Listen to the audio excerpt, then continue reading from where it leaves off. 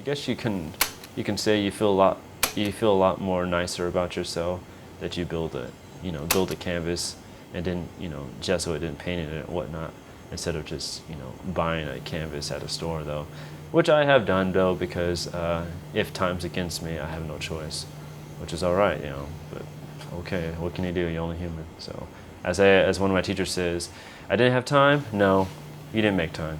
So I try to remember that and try to make time.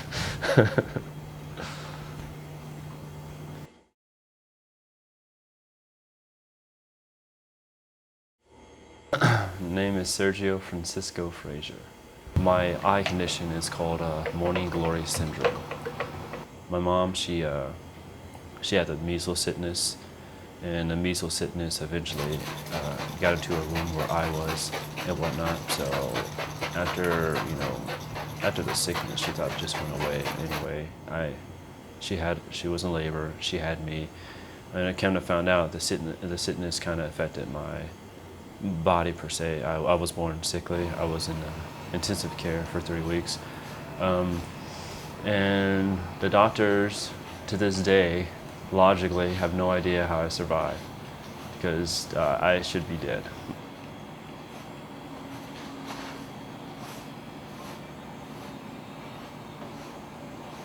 Well, a couple of months later, I was just, my mom said I kept running into walls when I learned how to crawl. Well, not months, probably 9 months or so. And so they tested me and say like, oh, your son have some eye problems. And so the Shriners came in and did some tests on me. Oh, and said your son has morning glory syndrome.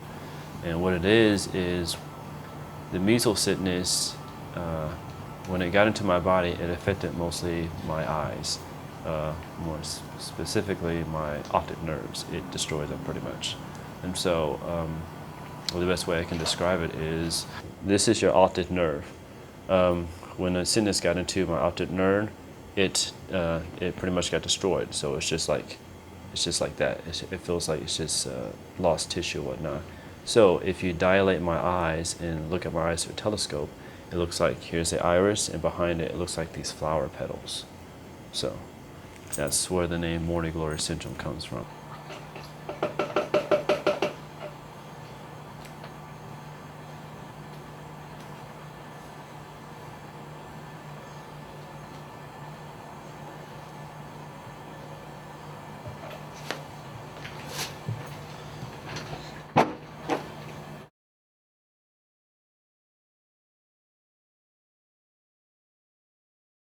It has a bowling alley, a swimming pool, its own movie theater.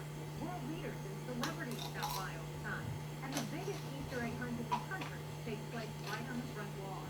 What child wouldn't love that?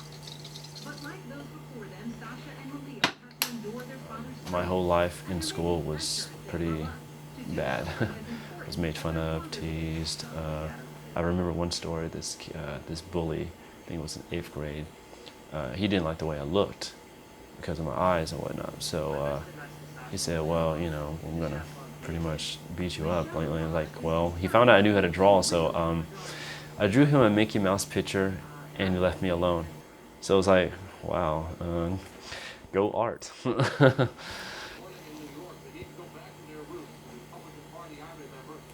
From there, because of all that, I went into depression. I think I started depression per se, where I can think of when I reflected on it was probably around 3rd grade, and it probably didn't end until the 10th grade. So I dealt with major depression for like 8 years.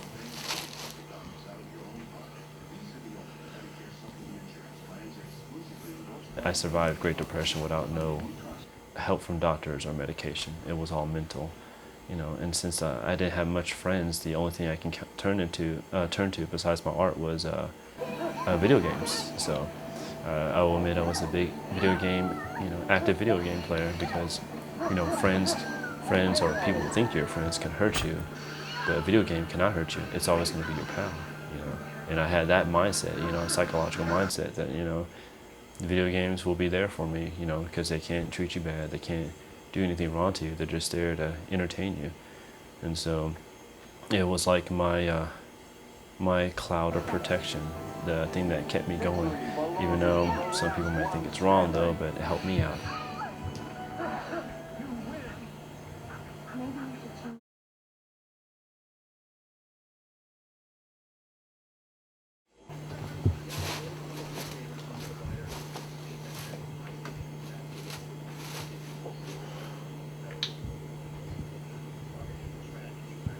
you should change.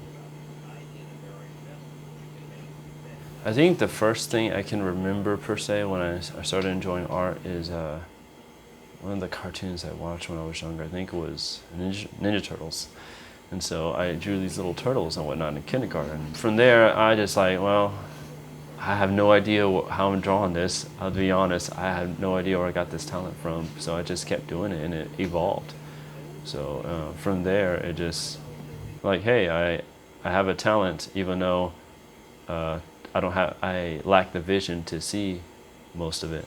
So I'm pretty much a walking contradiction, you could say.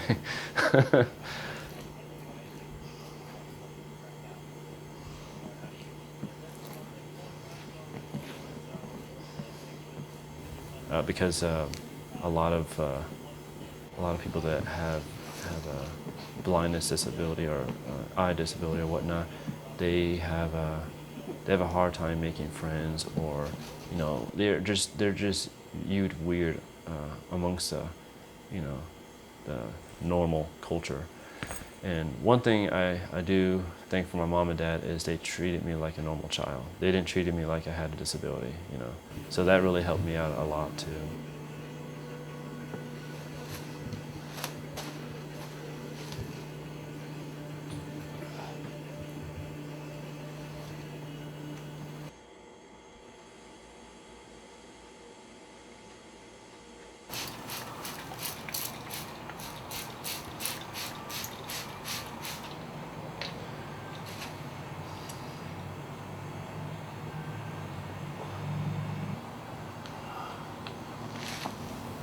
I guess you can say with me,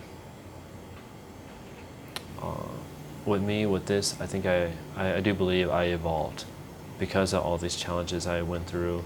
It made me a stronger person mentally and physically. If I did not have these challenges, I may be just a former shell of myself, just just full of negativity. Do woe is me, I'm sorry. Oh, why do I have this disability? Oh, I feel so lonely, stuff like that. Why do people don't understand?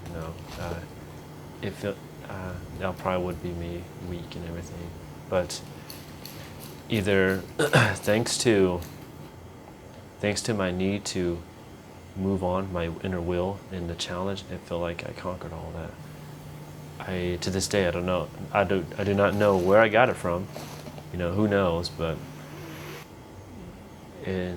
it's pretty interesting. So I think that's the main thing that people will learn from just my story. Just don't give up. Life's going to be a challenge. Whether you're well off or not, something eventually will challenge you. There's going to be a hurdle. It's up to you to see how you can handle it or not. And just be yourself, and just treat people like you would like to be treated, because if not, then something's going to happen. Something's going to challenge you where you're in a situation where you don't like to be treated, but then again, you treated someone like that before and you don't know how to handle it. And a negative outcome may happen. That's all I got to say. So it's just all about just be true to yourself, challenge yourself, just overcome your obstacles the best you can, and that's pretty much about it. It's all about the inner will. It's all about your need to continue, your need to evolve, your need to move forward. So that's probably the main thing I would like people to get from my story.